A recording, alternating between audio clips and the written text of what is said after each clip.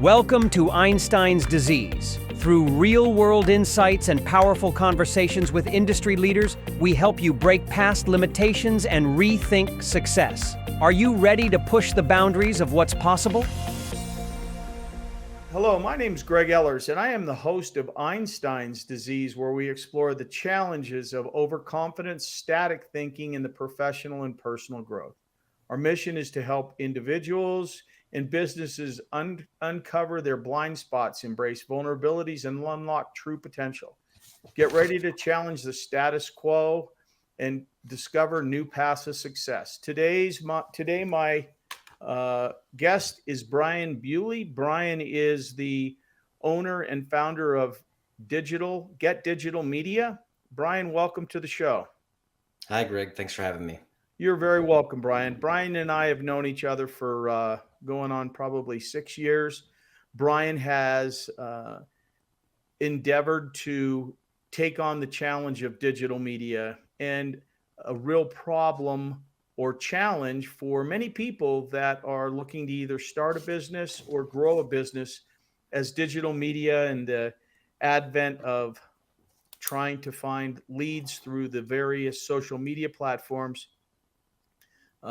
has proven to be a real challenge. And today we're hoping that with Brian's assistance, we're going to be able to help our audience better learn or understand the process of lead generation.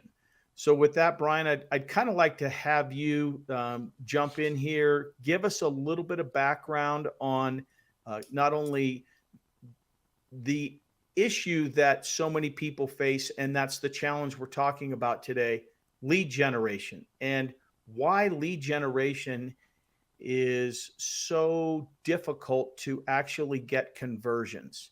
Maybe if you can start with that, and we can continue the conversation from there. Okay, absolutely.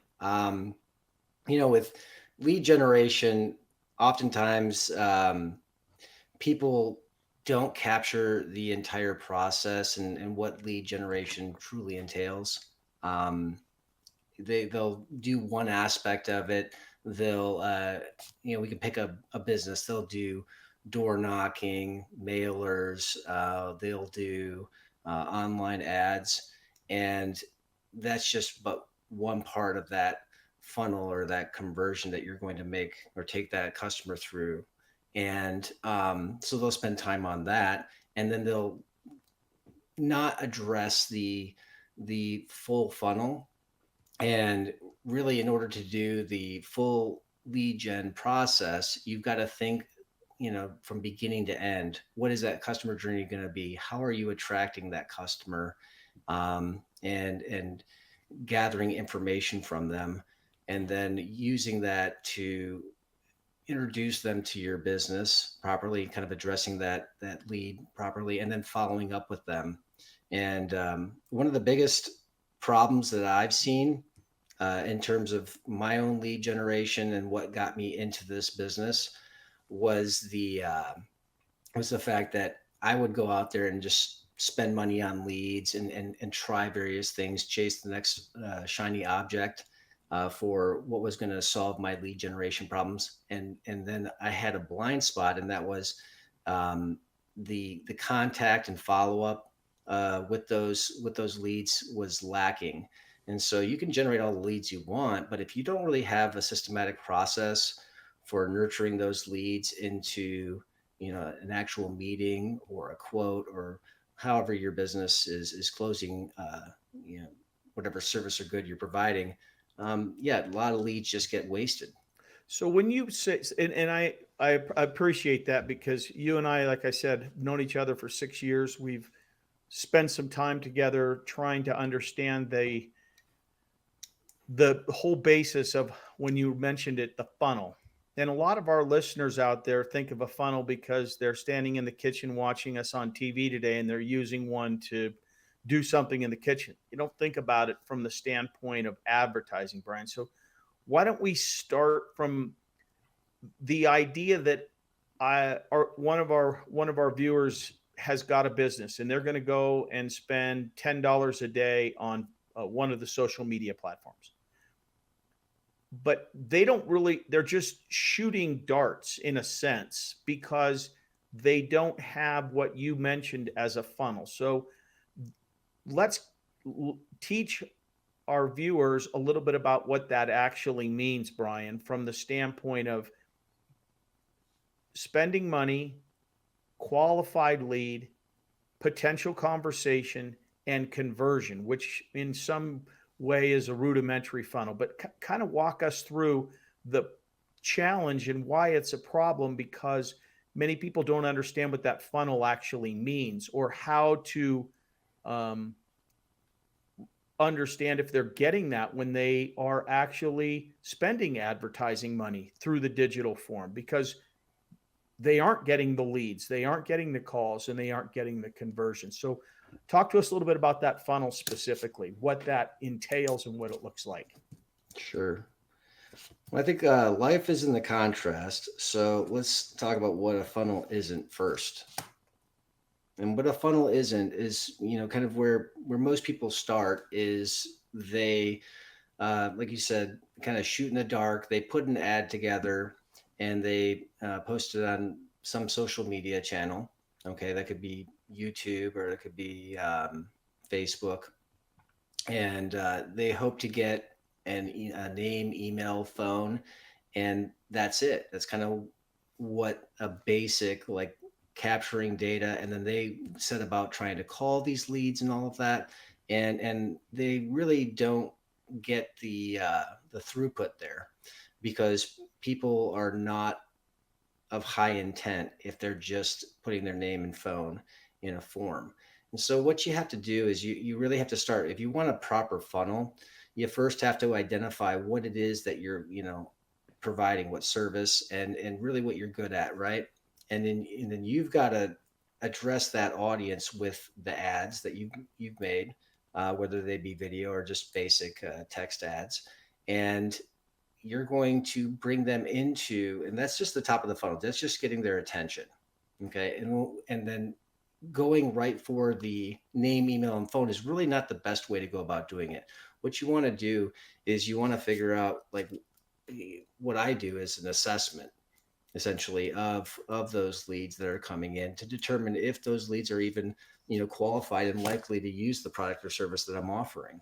And so that second step is really about asking questions that are not only pre-qualifying them, but really in a way educating that customer on the service that I'm providing. And then after we've gone through that pre-qualification process, what we're going to do is ask them for their name, phone, and email, because they do meet the criteria for what we're offering. They're showing that intent once they put in the their information to be contacted, and then from there we take that data, it goes into our system, and then we're going to contact them by text message, by email, or by phone, depending on the type of lead. And then, you're essentially going for a booked appointment at that point in time to speak with the customer directly. But in the event that they are not forthcoming and they don't want to necessarily get on the phone or not respond initially, you want to consistently nurture those leads ongoing and until they have the time, because we're all busy people and we put our information in a form. We're kind of interested in something, but in a way we have to be reminded of the thing that we were interested in, and that's how you have to do that. Because if you don't do that, then you're just spending money and getting eyeballs onto your product or service, and then you just let it go to waste by not following up with them. Yeah. So and advertising has been seen, and I'm sure you get them just as much as I do, people that promise great leads, conversions, sales, etc. And what you've mentioned there that was really important in that, and we'll talk about it specifically in the next segment as with respect to a solution, is the qualification aspect that you really bring into this. Does the client actually understand what they're being offered, and are they truly interested in what they're being offered? And if they're not, they self-select out, right?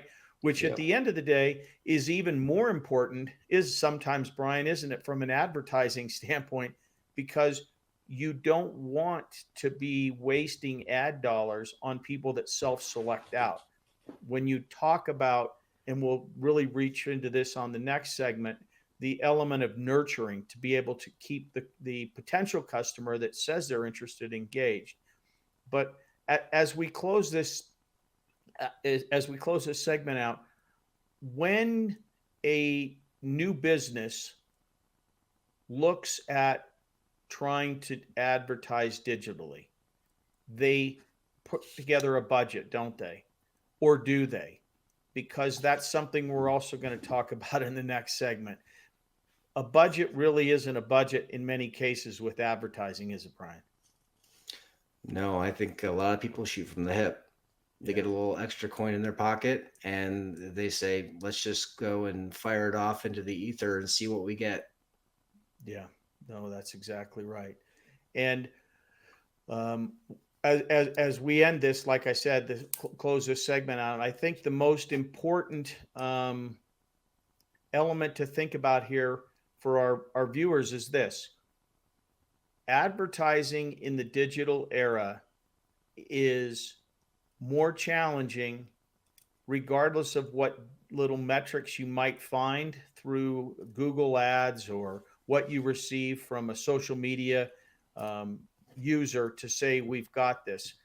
You really have to understand, are you actually getting to the people that want your product? Or are you just, in a sense, it's called spamming, I guess, isn't it, Brian? In many sense, your product for a lot of people that aren't interested. That's where we'll leave this, I think, and bring it back on after we go out and let our advertisers tell you about their products that they're advertising here on Einstein's disease. And with that, Brian, we'll be back in a couple of minutes. Thank you.